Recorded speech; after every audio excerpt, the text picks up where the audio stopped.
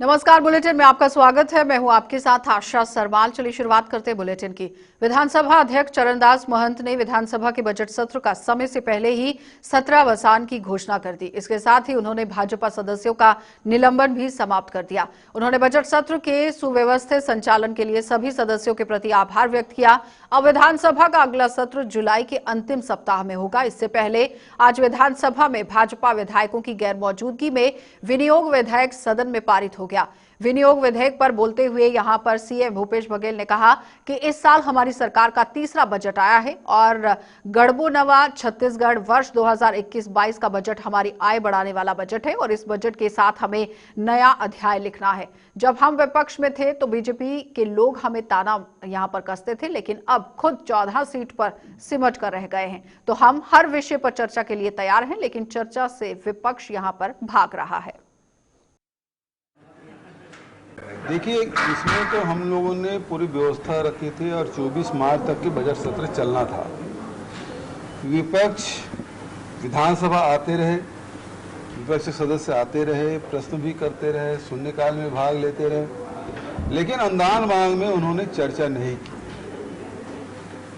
तो सरकार के पास जो शासकीय कार्य है वो समाप्त हो गया, तो विधानसभा समाप्त करना पड़ा। ये भारतीय जनता पार्टी के जो अंतर विरोध है उसके कारण से हुआ है।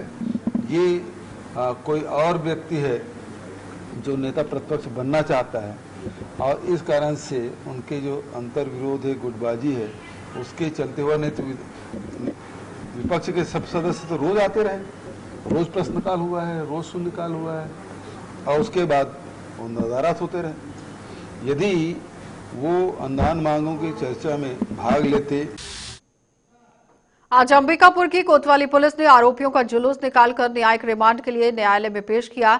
दरअसल अंबिकापुर शहर में हो रही लूट, चोरी और पुलिस ने मारपीट करते हुए शहर के लोग यहां पर डरे सहमे दिख रहे हैं, क्योंकि ये लोग यहां पर लूट कर रहे हैं, चोरी की घटनाओं को अंजाम दे रहे हैं, जिसको लेकर कोतवाली पुलिस ने 4 लूट 2 चोरी और इसके साथ ही पुलिसकर्मी से मारपीट के आरोपियों को पुलिस ने यहां गिरफ्तार कर लिया। तो यहां लोगों के द्वारा लगातार कहा जा रहा था कि चोरी और लूट की घटनाएं आए दिन सामने आ रही हैं, लेकिन पुलिस कुछ नहीं कर रही है। अब यहां पर पुलिस कार्रवाई करती हुई नजर आई।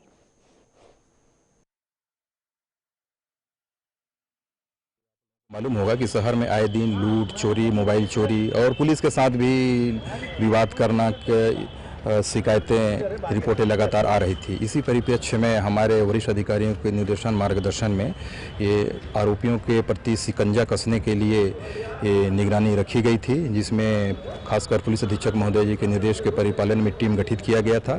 टीम के द्वारा लगातार इनके कृत्यों के ऊपर निगाह रखी जा रही थी।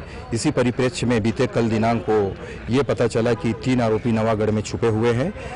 तो वो छुपने की सूचना पे तत्काल मौके का घेराबंदी किया गया। घेराबंदी करने के बाद सबसे पहले 3 व्यक्ति को पकड़ा गया। 3 व्यक्ति द्वारा अपने जुर्म में स्वीकार करते हुए, कबूल करते हुए।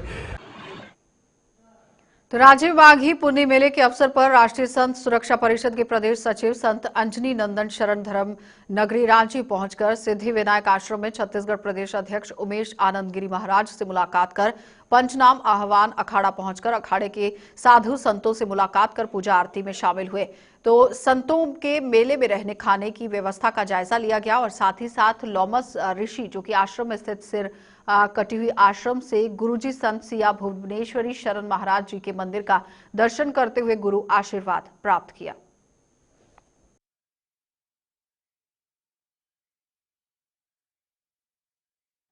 का कार्यक्रम तो जो है आपको भी समझ में आ रहा है, हमको भी समझ में आ रहा है, लेकिन हम तो धर्म का रक्षक हैं। हमारा धर्म का रक्षा करना हमारा कर्तव्य है।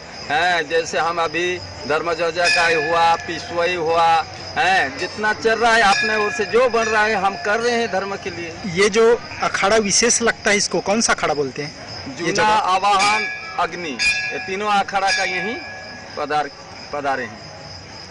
अभी यहाँ पे सुबह और शाम जो पूजा होती है, आपके जो अखाड़ा समुदाय है, यहाँ पे सभी उपस्थित हैं। कोई विशेष पूजा होती है आपकी इस अखाड़े में? हाँ, दत्त भगवान का, सिद्धि विनायक का, ऐसा सब भगवान का पूजा करते हैं। जैसे है सनातन धर्म का जैसे पूजा होता है, ऐसा हमारा भी विशेष दत्त भगवान का होता है, गणेश जी का होता है। तो जांजगीर चांपा जिले के नल्ला चौकी क्षेत्र के ग्राम सिवनी में चरित्र शंका में अपनी पत्नी की आग लगाकर हत्या करने वाले फरार आरोपी को पकड़ने में पुलिस ने यहां कामयाबी हासिल कर ली है। दरअसल नल्ला चौकी क्षेत्र के ग्रामीण सिवनी में रहने वाले शिव कुमार बैरट का विवाह बसंती बाई के साथ हुआ था और शिव कुमार अपनी पत्नी यहां पर उन्हें लेकर उनके चरित्र पर हमेशा से तंज कसते रहते थे और उसी को मद्देनजर रखते हुए इस बड़ी घटना को अंजाम दिया गया, लेकिन पुलिस अब कार्रवाई में जुट गई है।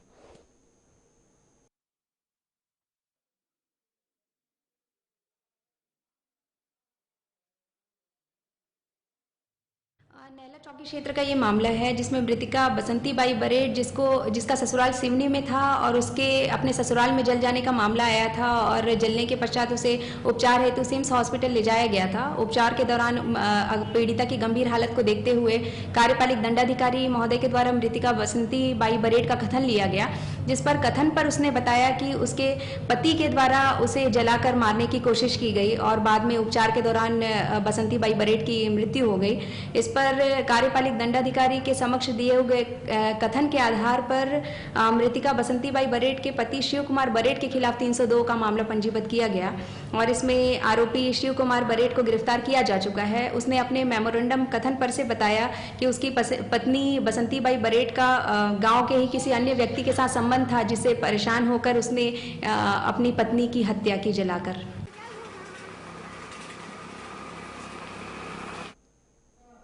तो विधानसभा के बजट सत्र में पाटन के बठेना में एक ही परिवार के 5 सदस्यों की मौत का मामला यहां पर फिर गूंज गया है। बीजेपी ने स्थगन प्रस्ताव देकर चर्चा की मांग की और आज जो आसंदी है इनके स्थगन प्रस्ताव की सूचना को आग्रह करने पर बीजेपी सदस्यों ने गर्भगृह पर उतरकर जमकर नारेबाजी करते हुए धरने पर बैठ गए। आखिरकार सदन की कार्यवाही 10 मिनट के लिए स्थगित कर दी गई और सदन की कार्यवाही दोबारा शुरू होने पर आसंदी ने सदस्यों का निलंबन रद्द कर दिया, लेकिन जैसे ही कार्यवाही आगे बढ़ी तो बीजेपी सदस्यों ने दोबारा से स्थगन पर चर्चा की मांग उठाते हुए गर्भगृह पर उतरकर नारेबाजी फिर से शुरू कर दी।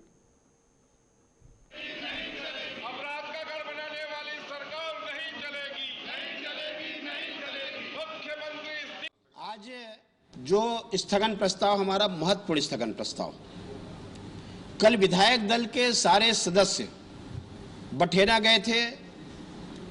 पीड़ित परिवार के जो भाई और बहन है उनसे हम लोग मिले, उनसे बातचीत किया और बातचीत करने के बाद में ये निष्कर्ष में आया कि घटना हृदय विदारक है, दिल को दहलाने वाली है और जिस प्रकार से घटना को अंजाम दिया गया है, हत्या की आत्महत्या, परिस्थिति जन्य जो साक्ष्य है प्राइमा फेसी वो दिख रहा है हत्या का, लेकिन बनाया गया कहानी जो गढ़ने जा रही है वो है आत्महत्या का।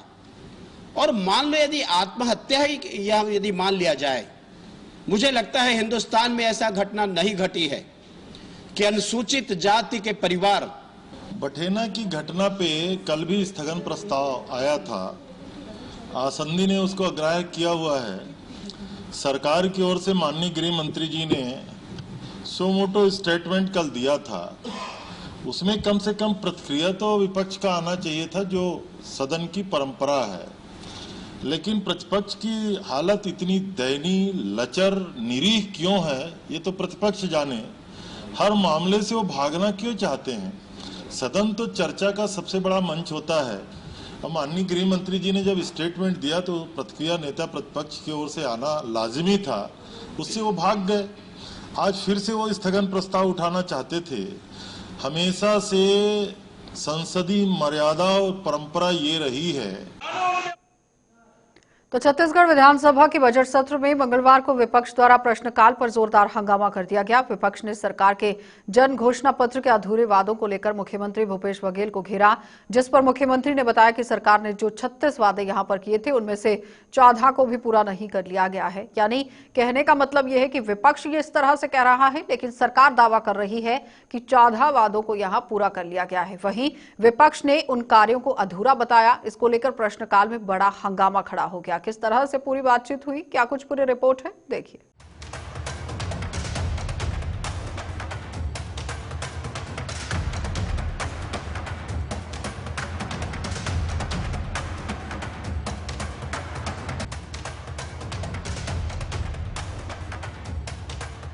जनघोषणा पत्र 2018 के वादों को पूर्ण किए जाने का मामला सदन में उठा।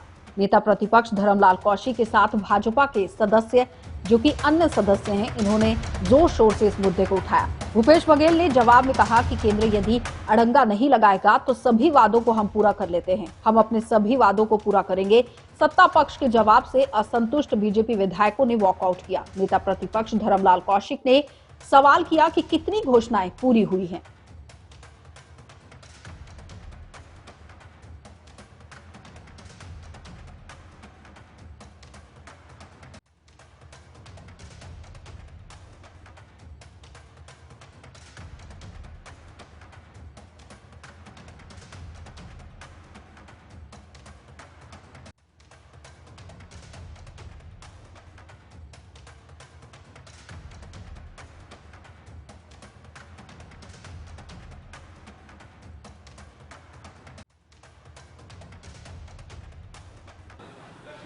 आज प्रश्नकाल में कांग्रेस के जन घोषणा पत्र, जिसको महामहिम के राज्यपाल के अभिभाषण में, प्रथम अभिभाषण में आत्मसात करने की बात सरकार ने स्वीकार की,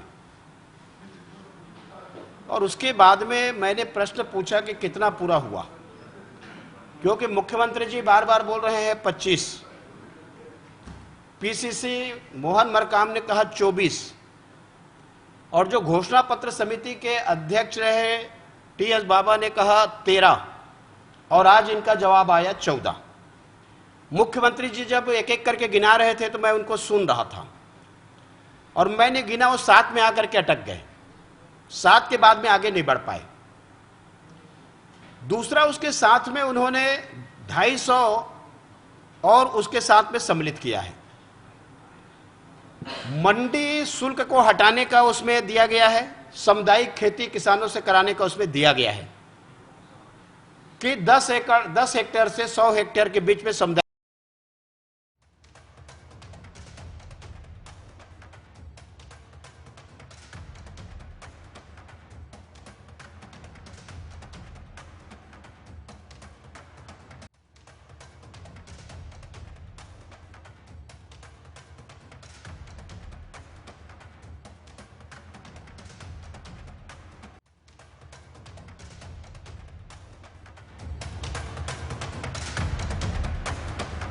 मुख्यमंत्री भूपेश बघेल ने बताया कि छत्तीसगढ़ में 36 लक्ष्य निर्धारित करते हुए जन घोषणा पत्र जारी कर दिया है।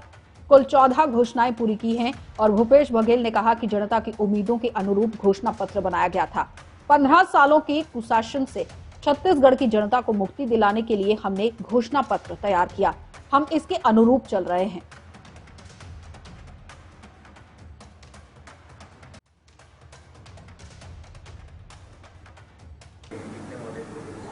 देखिए, सीधी बात ये जो घोषणा पत्र है, हम लोगों ने जो पूरे प्रदेश भर में 15 साल भारतीय जनता पार्टी जो कुशासन रही है और उससे हर वर्ग ठगा हुआ महसूस किया, चाहे वो किसान हो, चाहे मजदूर हो, चाहे आदिवासी हो, चाहे अनुसूचित जाति के लोग हो, चाहे युवा हो, चाहे महिला हो, सभी वर्ग उससे पीड़ित थे।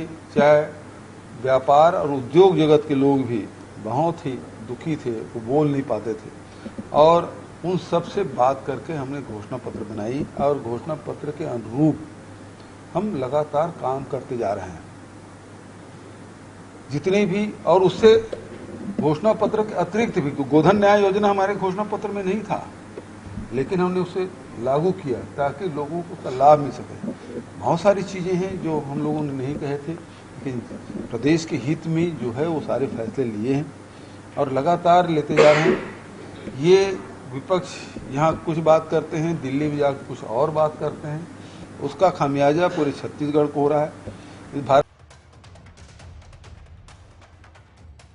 तो सदन में विपक्ष और सरकार के बीच घोषणा पर मुद्दे को लेकर जमकर बहस हुई और विपक्ष सरकार को सवालों के बीच घेरना चाहती है, मगर सरकार ने विपक्ष को सदन में जमकर जवाब दिया, जिसके बाद विपक्ष की बोलती बंद हो गई। Bureau report.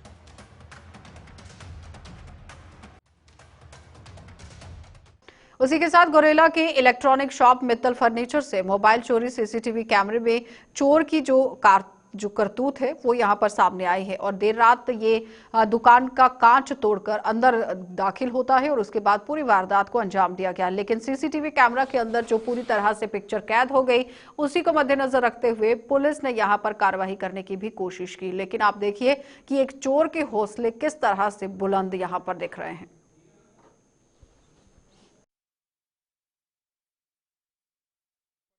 आज थोड़ी के अंदर घुसे हैं, फिर नीचे आए हैं और गल्ला का पूरा सामान निकालकर ऊपर छत में छोड़ दिए हैं, फिर नीचे आके 4 मोबाइल अप्पो का लेके गए हैं। चलिए, तो आपने देखा कि व्यापारियों की चिंता अब दिन ब दिन बढ़ती जा रही है। पुलिस विभाग को इस पर संज्ञान लेने की जरूरत है कि आखिर चोरों के हौसले इस तरह से बुलंद क्यों हो गए हैं। फिलहाल बुलेटिन में इतना ही, इजाजत दीजिए, नमस्कार।